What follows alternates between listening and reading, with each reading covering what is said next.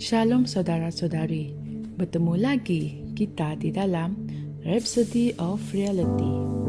Ajaran Pastor Chris hari ini bertajuk Latihkanlah diri untuk berdoa. Ayat pembukaan kita diambil dari Lukas 6 ayat 12 yang berbunyi, pada waktu itu pergilah Yesus ke bukit untuk berdoa dan semalam-malaman dia berdoa kepada Allah. Haleluya. Saudara-saudari, doa adalah suatu latihan rohani yang kamu harus amalkan.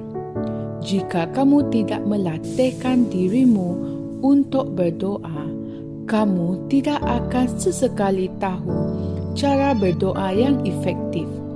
Sekiranya kamu hanya tahu menguman beberapa patah perkataan dalam masa 2 minit dan doamu itu terus selesai, maka sudah tiba masanya untuk kamu melatihkan diri dan mendisiplinkan dirimu.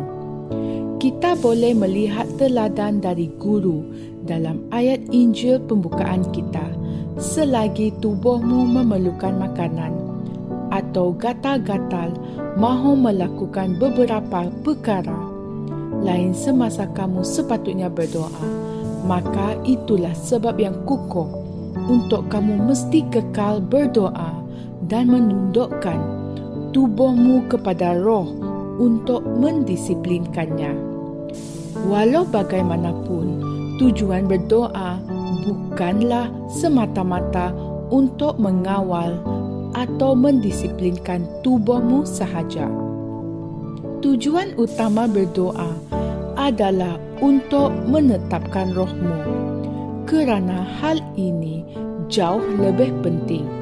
Doa membawa rohmu ke dalam suatu keadaan yang tertentu yang menjadikan hubungan dan persekutuanmu dengan roh Tuhan lebih nyata dan selaras dengan kehendak dan tujuannya. Kemudian, kamu akan mendapati fikirannya menjadi fikiranmu dan kata-katanya menjadi kata-katamu. Di saat itulah dia memasukkan perkataan ke dalam mulutmu untuk kamu ucapkan dan ia membuahkan hasil. Perkara ini mengingatkan kita pada aruhan elektromagnet. Jika kamu meletakkan suatu objek di sebelah magnet untuk suatu jangka masa yang lama, magnet itu akan mendorong objek itu menjadi magnet. Sebegitu juga dengan Roh Kudus dan kamu. Semakin banyak kamu meluangkan masa dalam persekutuan dengannya, semakin banyak personaliti, kemuliaan, perwatakan, kebijaksanaan dan rahmatnya dinyatakan dalam kehidupan dan percakapanmu. Haleluya. Tetapi jika semua yang kamu lakukan hanyalah berdoa untuk beberapa minit sekali-sekala, ianya tidak mencukupi baginya untuk menetapkan rohmu serta membolehkan dirinya untuk dinyatakan di dalam dan melalui kamu dalam cara yang luar biasa. Saudara-saudari, kamu perlu memberikan dia lebih masa dan perhatian ketika berdoa.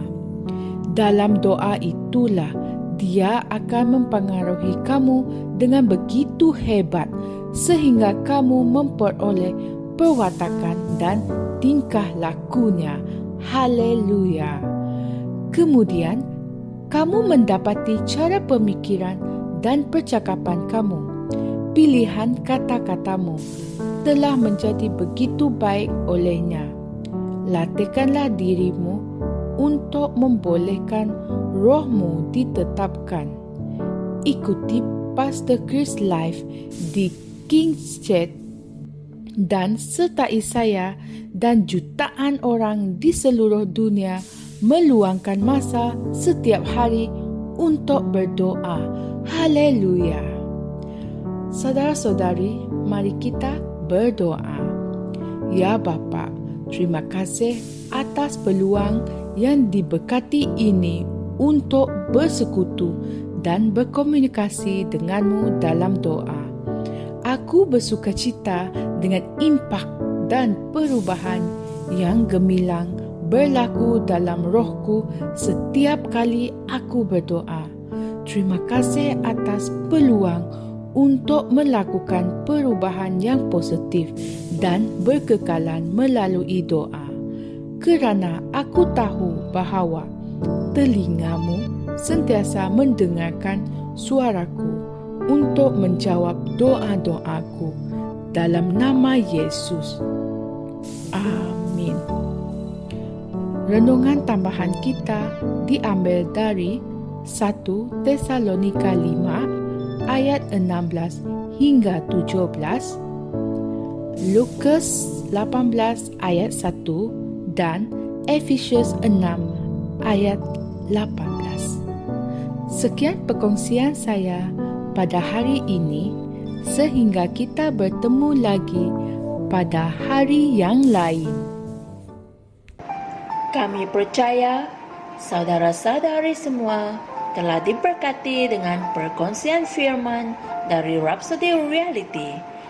Bagi sesiapa yang ingin menjadikan Yesus Kristus sebagai Tuhan dalam kehidupanmu, kamu boleh mengucapkan doa ini bersama dengan saya. Ya Tuhan Allah, aku mempercayai Yesus Kristus, Anak Allah yang hidup dengan sepenuh hatiku. Aku percaya Dia telah mati untukku dan Allah telah membangkitkan Dia dari kematian. Aku percaya Dia hidup hari ini. Aku mengaku dengan mulutku bahawa Yesus Kristus adalah Tuhan dalam hidupku mulai dari hari ini. Melalui Dia dan di dalam nama-Nya, aku mempunyai kehidupan yang kekal. Aku telah dilahirkan semula. Terima kasih Allah kerana menyelamatkan jiwaku. Aku sekarang adalah anak Allah. Haleluya. Tahniah, sekarang kamu telah menjadi anak Allah.